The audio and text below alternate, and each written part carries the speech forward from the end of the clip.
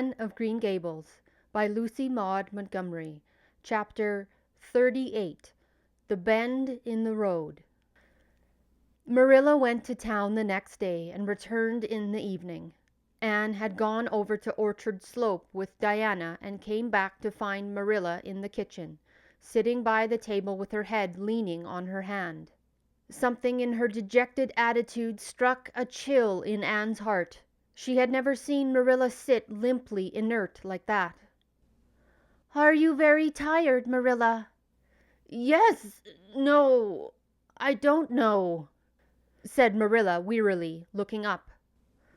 "I suppose I am tired, but I haven't thought about it. It's not that." "Did you see the oculist? What did he say?" asked Anne anxiously. "Yes, I saw him. He examined my eyes. He says that if I give up all reading and sewing entirely, and any kind of work that strains the eyes, and if I'm careful not to cry, and if I wear the glasses he's given me, he thinks my eyes may not get any worse and my headaches will be cured. But if I don't, he says I'll certainly be stone blind in 6 months. Blind! Anne, just think of it." For a minute, Anne, after her first quick exclamation of dismay, was silent. It seemed to her that she could not speak. Then she said bravely, but with a catch in her voice, "Marilla, don't think of it. You know he has given you hope. If you are careful, you won't lose your sight altogether, and if his glasses cure your headaches, it will be a great thing." "I don't call it much hope," said Marilla bitterly. "What am I to live for if I can't read or sew or do anything like that? I might as well be blind or dead. And as for crying, I can't help that when I get lonesome. But there, it's no good talking about it. If you get me a cup of tea, I'll be thankful. I'm about done out. Don't say anything about this to anyone for a spell yet, anyways. I can't bear that folks should come here to question and sympathize and talk about it." When Marilla had eaten her lunch, Anne persuaded her to go to bed. Then Anne went herself to the east gable and sat down by her window in the darkness, alone with her tears and her heaviness of heart. How sadly things had changed since she sat there the night after coming home. Then she had been full of hope and joy, and the future had looked rosy with promise. Anne felt as if she had lived years since then. But before she went to bed, there was a smile on her lips and peace in her heart.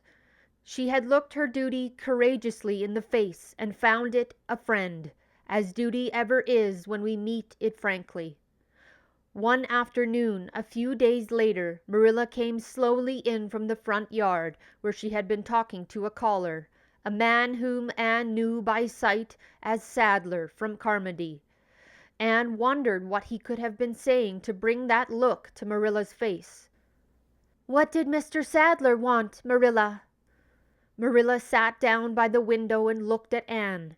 There were tears in her eyes in defiance of the oculist's prohibition, and her voice broke as she said, "He heard I was going to sell Green Gables, and he wants to buy it." "Buy it? Buy Green Gables?" Anne wondered if she had heard aright. "Oh, Marilla, you don't mean to sell Green Gables?" "Anne, I don't know what else is to be done. I've thought it all over. If my eyes were strong, I could stay here and make out to look after things and manage with a good hired man. But as it is, I can't.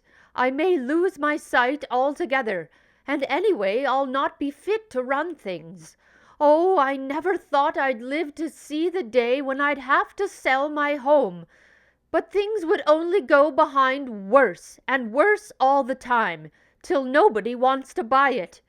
Every cent of our money went in that bank, and there's some notes Matthew gave last fall to pay. Mrs. Lynde advised me to sell the farm and board somewhere. With her, I suppose.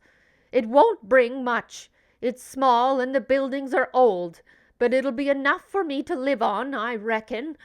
I'm thankful you're provided for with that scholarship, Anne.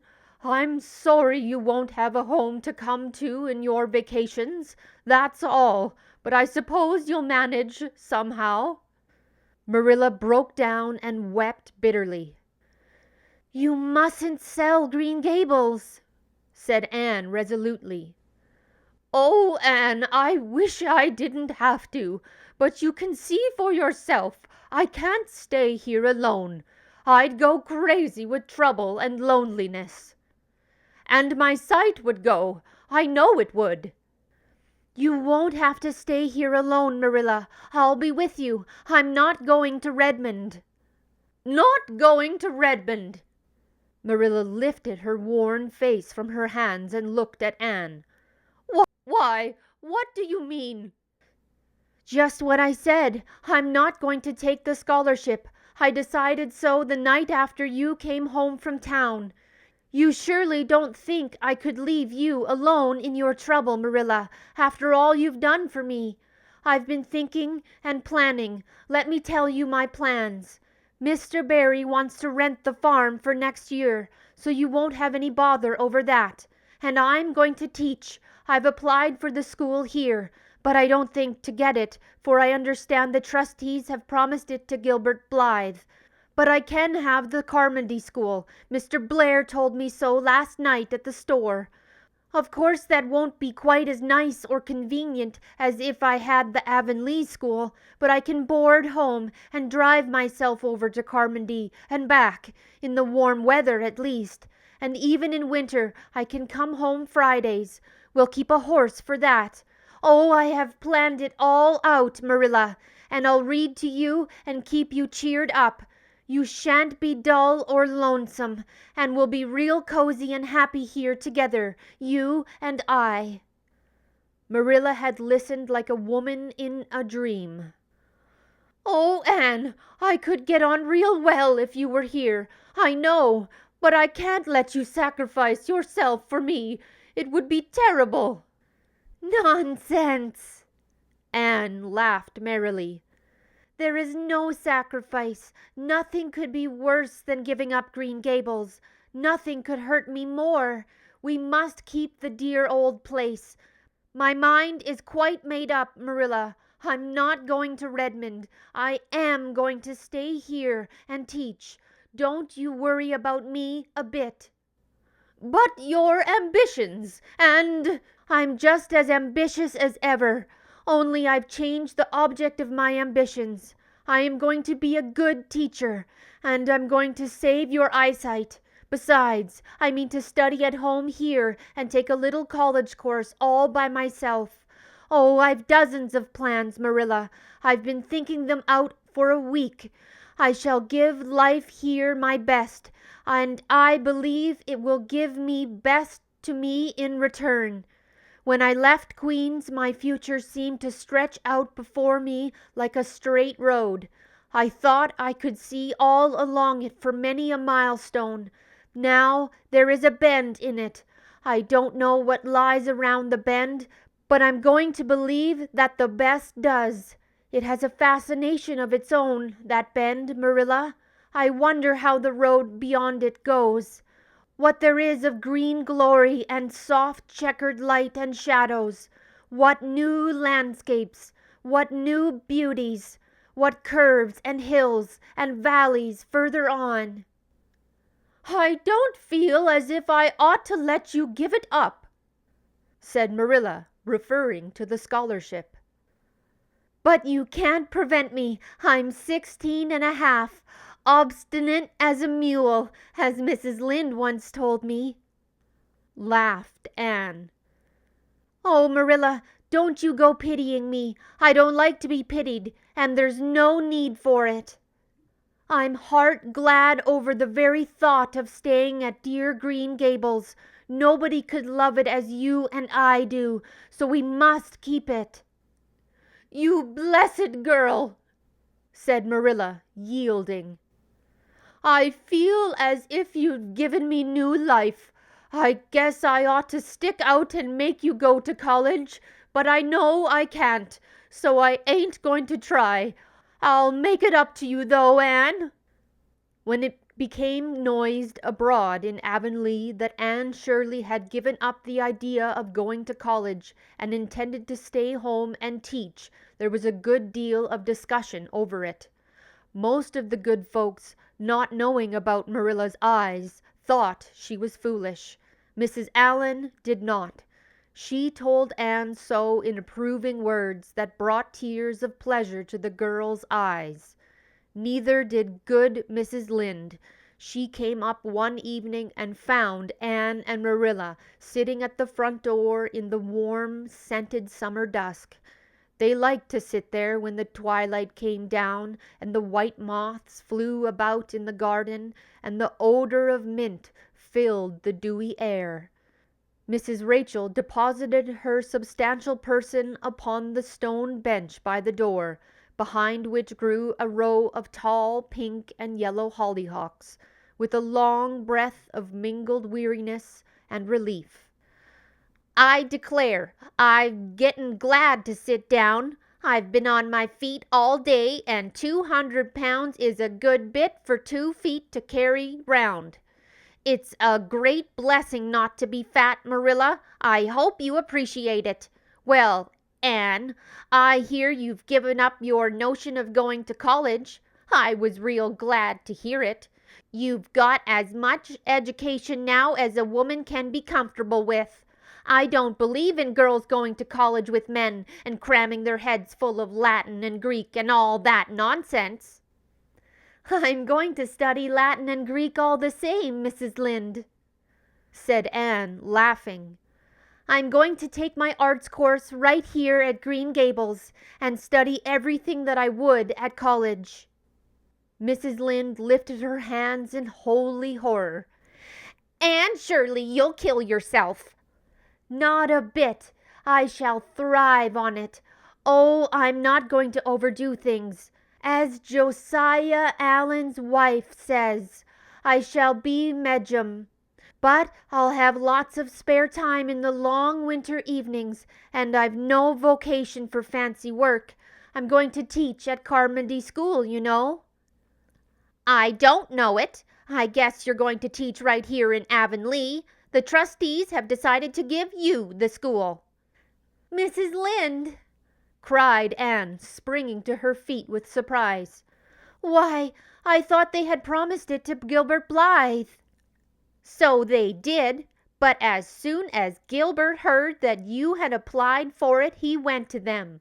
They had a business meeting at the school last night, you know, and told them he withdrew his application and suggested they accept yours. He said he was going to teach at White Sands. Of course, he knew how much you wanted to stay with Marilla, and I must say I think it was real kind and thoughtful of him, that's what. Real self-sacrificing, too, for he'll have his board to pay at White Sands, and everybody knows he's got to earn his own way through college. So the trustees decided to take you. I was tickled to death when Thomas came home and told me." "I don't feel that I ought to take it," murmured Anne. I mean, I don't think I ought to let Gilbert make such a sacrifice for me." "I guess you can't prevent him now. He's signed the papers with the White Sands trustees, so it wouldn't do him any good now if you were to refuse. Of course you'll take the school. You'll get along all right now that there's no pies going. Josie was the last of 'em, and a good thing she was, that's what. There's been a pie or other going to Avonlea School for the last 20 years, and I guess their mission in life was to keep school teachers reminded that Earth isn't their home. Bless my heart, what does all that winking and blinking at the Barry gable mean?" "Diana is signaling for me to go over," laughed Anne. "You know, we keep up the old custom. Excuse me while I run over and see what she wants." Anne ran down the clover slope like a deer and disappeared in the furry shadows of the haunted wood. Mrs. Lynde looked after her indulgently. "There's a good deal of the child about her yet in some ways. There's a good deal more of the woman about her in others," retorted Marilla, with a momentary return of her old crispness. But crispness was no longer Marilla's distinguishing characteristic, as Mrs. Lynde told her Thomas that night. "Marilla Cuthbert has got mellow, that's what." Anne went to the little Avonlea graveyard the next evening to put fresh flowers on Matthew's grave and water the Scotch rosebush. She lingered there until dusk, liking the peace and calm of the little place, with its poplars whose rustle was like low friendly speech, and its whispering grasses growing at will among the graves. When she finally left it and walked down the long hill that sloped to the lake of shining waters, it was past sunset, and all Avonlea lay before her in a dreamlike afterlight, a haunt of ancient peace. There was freshness in the air as of a wind that had blown over honey-sweet fields of clover. Home lights twinkled out here and there among the homestead trees. Beyond lay the sea, misty and purple, with its haunting, unceasing murmur. The west was a glory of soft, mingled hues, and the pond reflected them in still, softer shadings. The beauty of it all thrilled Anne's heart, and she gratefully opened the gates of her soul to it. "Dear old world," she murmured, "you are very lovely, and I'm glad to be alive in you." Halfway down the hill, a tall lad came whistling out of a gate before the Blythe homestead. It was Gilbert, and the whistle died on his lips as he recognized Anne. He lifted his cap courteously, but he would have passed on in silence if Anne had not stopped and held out her hand.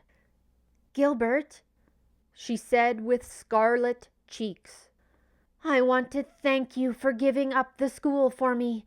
It was very good of you, and I want you to know that I appreciate it." Gilbert took the offered hand eagerly. "It wasn't particularly good of me at all, Anne.